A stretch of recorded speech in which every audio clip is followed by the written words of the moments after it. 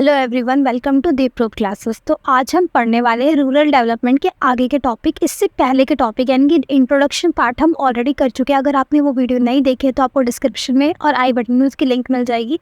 तो आज हम पढ़ने वाले हैं मेजर्स ऑफ एग्रीकल्चर मार्केटिंग, यानी कि ऐसे कौन कौन से मेजर्स है यानी कि जिससे हम अपने एग्रीकल्चर को मानते हैं, मतलब कि देखते हैं कि कितना प्रॉफिट अर्न हुआ है और कैसे कैसे उसको ग्रोथ चल रही है। तो सबसे पहले इसके अंदर हम पढ़ने वाले हैं रेगुलेटेड मार्केट। रेगुलेटेड मार्केट का मतलब होता है कि ऐसी मार्केट जहाँ पर हमारे जो फार्मर्स है वो अपने फसल को बेचते हैं, यानी कि अपनी क्रॉप्स को वहाँ पर आके सेल्स या परचेज करते हैं। कोऑपरेटिव फिर इसमें आता है cooperative agriculture marketing. Cooperative agriculture marketing का कॉन्सेप्ट ये है कि फार्मर्स का एक ऐसा ग्रुप बना देना ताकि वो एक दूसरे की हेल्प कर सके, ताकि वो ज़्यादा से ज़्यादा बार्गेनिंग कर पाए और ज़्यादा से ज़्यादा प्रॉफिट अर्न कर सके और एक अच्छा दाम वसूल कर पाए अपने प्रोडक्ट का। तो in this group of farmers work together, सारे फार्मर्स इकट्ठे हो जाते हैं और वो एक साथ वर्क करते हैं।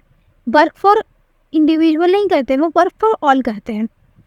दे purchase seeds etcetera in less price. वो सारे एक साथ झुंड बना के जाते हैं और कम दामों पे क्या खरीद के लाते हैं, फसल को बीज वगैरह को खरीद के लाते हैं by the help of group effort.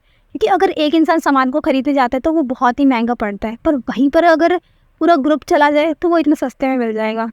तो इसीलिए ये कोऑपरेटिव एग्रीकल्चर मार्केटिंग का मतलब कि तुम लोग अपनी एक ऐसी सोसाइटी बना लो कि एकजुट होकर सबको वो कर सको, अपने अच्छे प्रोडक्ट का दाम ले पाओ। फिर आता है एमएसपी। एमएसपी के बारे में तो सबको ही पता है कि एक ऐसा प्राइस जो गवर्नमेंट डिसाइड करती है फार्मर्स के लिए, ताकि वो अपने प्रोडक्ट का अच्छा वसूल प्राइस ले सके।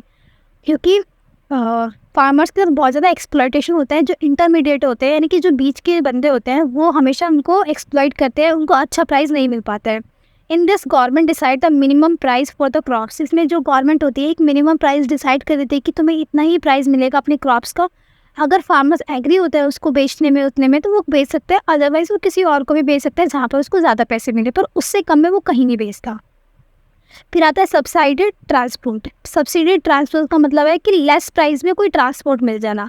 लेस प्राइस में सबसे ज़्यादा रेलवे माना जाता है, क्योंकि रेलवे जो एक चीप सोर्स है कि हम अपने सामान को कहीं पर ट्रांसपोर्ट करवा सकें। फिर आता है पीडीएस, पब्लिक डिस्ट्रीब्यूशन सिस्टम।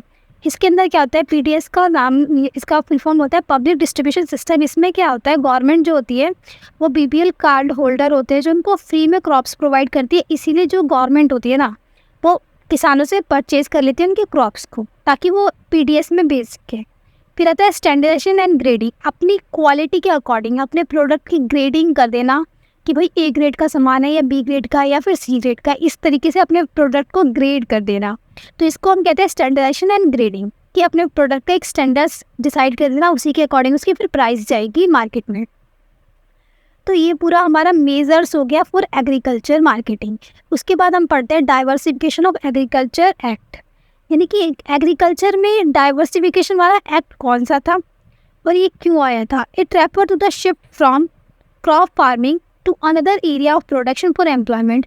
अब हमें पता है कि जो प्रोडक्शन है यानी कि जो प्रोडक्टिविटी है एग्रीकल्चर में वो बहुत ही ज़्यादा होती है, बहुत सारे लोग उसमें इंगेज्ड है। अगर हम उस जनसंख्या को उठाकर किसी और नॉन फार्मिंग एक्टिविटीज़ में लगा दें, लाइक हॉरिकल्चर, फ्लोरिकल्चर, फिशरीज वगैरह, तो और भी ज़्यादा अच्छा प्रॉफिट आ सकता है और लोग भी ज़्यादा एम्प्लॉयड होंगे। क्योंकि हम देख सकते हैं कि जो हमारी वो होती है अनएम्प्लॉयमेंट होती है वो डिस्गाइज ज़्यादा होती है। लोग जहाँ पर कम लोगों की ज़रूरत होती है वहाँ पर ज़्यादा लोग इंगेज रहते हैं। तो इसीलिए हम क्या कर सकते हैं, उनको उठाकर दूसरी फील्ड में डाल सकते हैं कि वो ज़्यादा से ज़्यादा अर्न कर सके। इससे जो हमारा एम्प्लॉयमेंट रेट है वो भी बढ़े। तो अदर इस एरिया ऑफ प्रोडक्शन में हम उनको लगा सकते हैं ताकि एम्प्लॉयमेंट ज़्यादा हो। It raises the level of income and reduce the overall burden on agriculture. इससे क्या होगा कि तुम अपनी अच्छा अर्न भी कर पाओगे और एग्रीकल्चर पे भी थोड़ा बर्डन कम होगा, तो जिस सेक्टर को रिक्वायरमेंट है डेवलपमेंट होने की उस वो ईजिली हो सकेगा। तो इसके अंदर हमारा सबसे पहले आता है एनिमल हस्बेंड्री। एनिमल हस्बेंड्री का क्या होता है कि इसमें मुर्गे वगैरह को पालते हैं और बकरी वगैरह को पालते हैं और फिर उसको बेचते हैं और उससे पैसे अर्न करते हैं। फिर आता है फिशरीज। फिशरीज का मतलब होता है मछली वगैरह को पालना और उनको बेचना, तो मत्स्य पालन कहते हैं इसको। इसमें अगला है horticulture. Horticulture is related to flower की फार्मिंग करना, कि फूलों का व्यापार करना। फूलों में भी बहुत ज़्यादा बिक्री होती है तो हॉरिकल्चर कर सकते हैं। किसानी ज़रूरी नहीं कि अनाज ही उगाना है, अनाज के अलावा भी ये सारी चीज़ें भी किसानी में ही आती है। तो इन पे भी अगर ध्यान दिया जाए तो जो एक इंसान है वो एक अच्छा अर्न कर पाएगा। तो इसमें गोल्डन रिवोल्यूशन भी आया था हमारा। इस रेवोल्यूशन में बेसिकली ये हुआ था कि जो फ्लावर्स वाली फार्मिंग है उसको भी प्रमोट किया गया था। फिर आता है हमारा cottage and house hold industry, यानी कि छोटे मोटी इंडस्ट्री होती है उनको भी प्रमोट करा ताकि वो भी अर्न कर सके और जो एग्रीकल्चर पे ज़्यादा डिपेंडेंस है वो भी कम हो जाए। फिर हमारा एक और एक्ट आता है डाइवर्सिफिकेशन ऑफ क्रॉप फार्मिंग। इसके अंदर क्या है कि एक ही तरीके की क्रॉप हर बार ना उगा के अपनी ज़मीन पे डिफरेंट डिफरेंट टाइप के क्रॉप को उगाना, ताकि जो फर्टिलिटी ऑफ द सॉइल है वो भी इंक्रीज रहे और एक फार्मर जो है वो पूरे साल एक तरीके से एम्प्लॉयड रहे। तो इसमें क्या होता है single crop farming to multi crop farming, यानी कि एक फील्ड है उसमें एक ही क्रॉप करने की बजाय दो तरफ के क्रॉप कर दो ताकि वो दोनों काम कर सके और अगली बार उसको एक्सचेंज करके फिर फार्मिंग कर सकते हैं। फिर अगर scientific crop rotation, scientific crop rotation के अंदर क्या होता है कि क्लाइमेट के अकॉर्डिंग हम क्रॉप को मतलब कि उगाते हैं और उसको बेचते हैं। फिर अगला है डाइवर्सिफिकेशन ऑफ प्रोडक्टिव एक्टिविटीज़, यानी कि एक्टिविटीज़ जो करते हैं हम प्रोडक्शन मतलब कि एग्रीकल्चर के प्रोडक्शन के दौरान उन सबको भी डाइवर्सिफाई कर देना।